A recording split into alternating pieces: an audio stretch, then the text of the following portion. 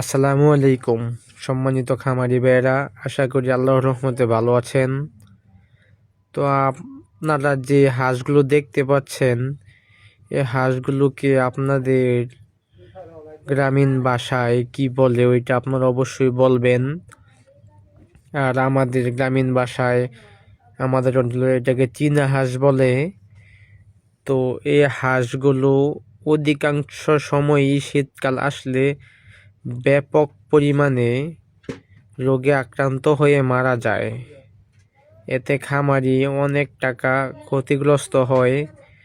এর ফলে বাচ্চা জন্মর 7 দিনের ভিতরে ভ্যাকসিন প্রয়োগ করবেন এবং অবশ্যই আপনাদের চীনা হাঁসকে ডাক প্যাক নামক যে ভ্যাকসিনটা, এই ভ্যাকসিনটা দিয়ে রাখবেন, যাতে আল্লাহর রহমতে ক্ষতি থেকে কিছুটা সমাধান পাওয়া যায়। তো ভ্যাকসিন দিলে যে রোগ থেকে বাঁচা যাবে বা মুক্ত হওয়া যাবে এরকম কোনো কথা নয়।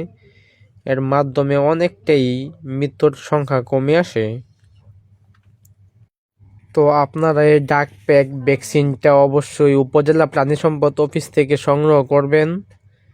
ওইখানে খুব স্বল্প মূল্যে এই ভ্যাকসিনটা পাওয়া যায়। ভ্যাকসিনটা দিয়ে রাখবেন। আর ভ্যাকসিন দেওয়ার পর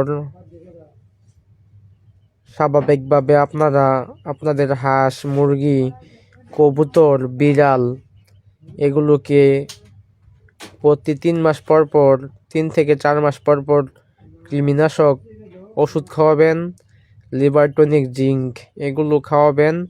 ইনশাল্লাহ আল্লাহর রহমতে আশা করা যায় মৃত্যুর হার অনেকটাই কমে আসবে। এবং যে কোনো সমস্যা হয় উপজেলা প্রাণী সম্পদ অফিসারের সাথে সাক্ষাৎ করে পরামর্শ করে মেডিসিন প্রয়োগ করবেন।